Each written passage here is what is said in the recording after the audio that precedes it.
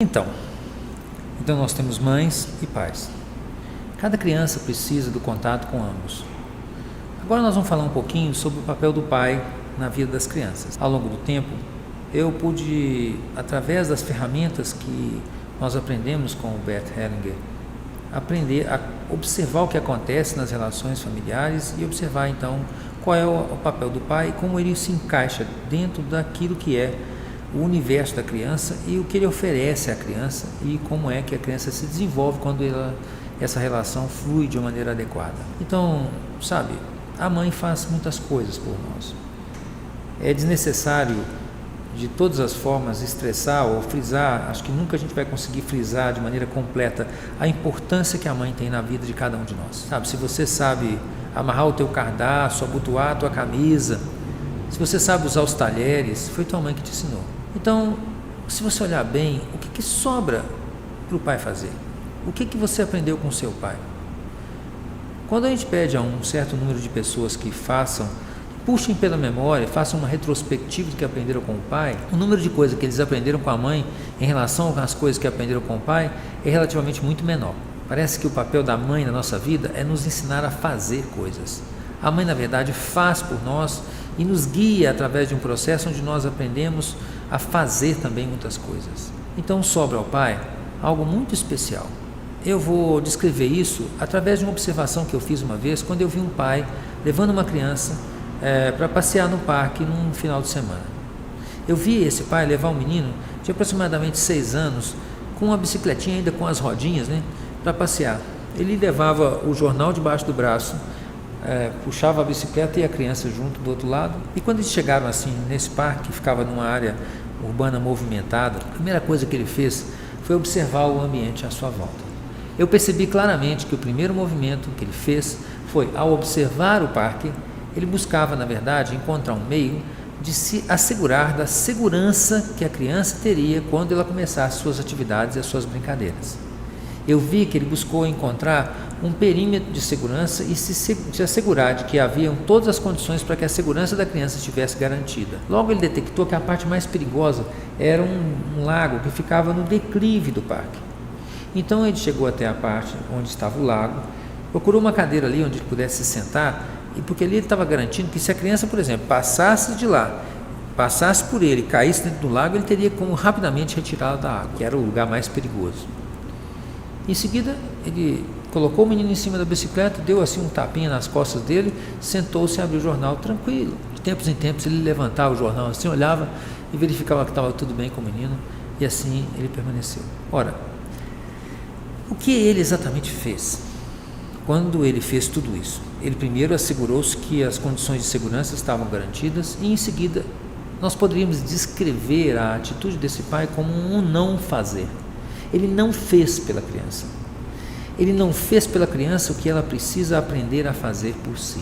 Então eu gosto de brincar assim, de imaginar como é que vai ser na hora que esse pai chega em casa com esse menino, vindo de horas que ele brincou lá no parque. Primeiro que ele vai chegar sujíssimo, sujo de terra até o fio do cabelo, vermelhinho, provavelmente com algum cotovelo, joelho escalavrado, e a mãe vai dizer talvez: meu Deus, o que você fez com o menino? Eu deixo você passar o final de semana com ele volta nesse estado completamente sujo, escalavrado, que absurdo, Então ela vai pegar o menino, dar um banho nele terrível, limpar as feridas, passar os antissépticos, etc. E talvez ela diga para o pai: final de semana seguinte eu vou levar o Zezinho para passear no parque. Aí eu fico imaginando como é que a mãe levaria, Ela ia pôr um capacete, uma cotoveleira, uma joelheira, todo um monte de eira, ia proteger o menino, pôr ele no escafandro, levar ele para o parque, e lá ela ia colocar ele dentro da bicicleta, em cima da bicicleta, e ia andar com ele abaixado assim, ela que ia andar com o Zezinho, e no final do dia, como é que seria o dia desse Joãozinho, Seria um dia entediado, na verdade um dia cansativo. A mãe ia chegar em casa com as costas doendo, sobrecarregada. Então parece que toda criança precisa desses dois lados. Uma mãe que nos protege, que nos acolhe, que nos ampara, mas um pai que nos desafia e deixa que a gente faça por nós mesmos aquilo que somente nós podemos fazer. E através desse movimento a criança vai experimentando e ganhando confiança em si, e através desse movimento também ela vai se sentindo mais capaz e progressivamente desafiada a dar passos cada vez mais longe dentro de um ambiente protegido e seguro que o papai cria para cada um de nós. Esse papel, então, da mãe de fazer e do pai nesse papel de não fazer ativo, onde ele deixa um espaço para que a criança experimente, é absolutamente necessário para cada criança. Por essa razão, cada criança deve ter acesso à possibilidade de estar ligada a esses dois movimentos, ao movimento da mamãe que faz, protege e ampara, e ao movimento que desafia e que confia que cada um de nós, que cada criança vai ser capaz de ultrapassar e assumir suas próprias potencialidades, vencer os desafios e se tornar progressivamente mais autônoma e, por conseguinte, alcançar o sucesso e o êxito. O equilíbrio dessas duas forças é essencial para cada criança. Esse movimento, entretanto, esse papel do pai tem sido muitas vezes negligenciado, porque na sociedade atual muitas vezes observamos que as mulheres têm um papel preponderante e que os homens vão gradativamente perdendo esse espaço, porque é frequente que essa atitude do pai de não fazer e deixar a criança fazer por si mesma é muitas vezes interpretada como uma negligência, como um papel ausente, como uma falta de cuidado. E isso faz com que muitas mães olhem para as suas crianças e condenem o pai e façam com que a criança não tenha acesso a esse pai, ou criticam esse pai, ou denigrem o modelo em que ele apresenta, e consequentemente a criança fica privada dessa experiência de fazer por si. E isso tem muitos impactos. Nós temos muitos clientes que nos procuram, ou situações onde nós observamos essa falta do papel do pai na vida da criança, porque simplesmente esse espaço não foi possível. E não foi possível porque o poder e a influência da mãe na vida de cada um de nós é imenso. O amor da mãe e o papel que ela desempenha na nossa vida é muito grande. O poder que ela tem de influenciar e de permitir ou não permitir, de vetar ou não o acesso do pai até a criança é muito grande. Eu costumo dizer que quando a gente vê uma pessoa de grande sucesso que está bem ligada com a mãe e bem ligada com o pai, ela deve isso ao fato de que ela tem uma grande mãe que permitiu esse acesso do pai à criança, independente do que tenha acontecido no relacionamento de casal entre ela e esse homem.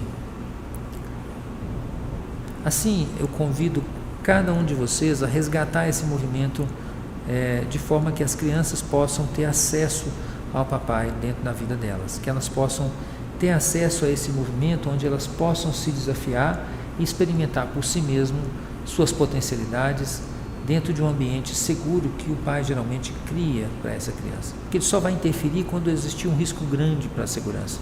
Até lá, esse movimento ele fica aberto e a criança tem a possibilidade de experimentar.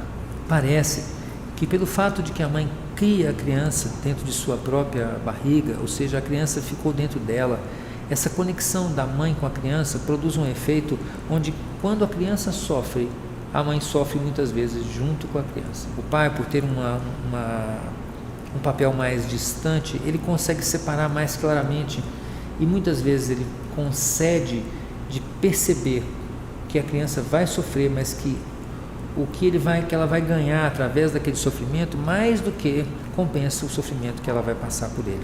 E através desse movimento, a criança ganha muito mais.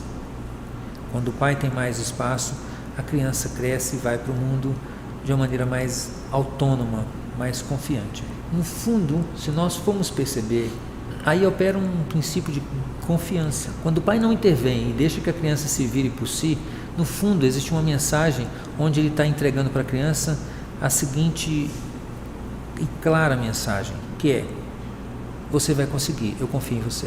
Ou seja, pela não intervenção, ele na verdade transmite à criança uma sensação de confiança, ao contrário da preocupação, onde na verdade a mensagem é: sem mim você não consegue. Assim, esses dois movimentos da mamãe e do papai são absolutamente necessários para que uma criança possa viver bem e seguir bem desenvolvida e ter êxito e se tornar um adulto capaz. Por hoje é o que eu gostaria de dizer. Muito obrigado.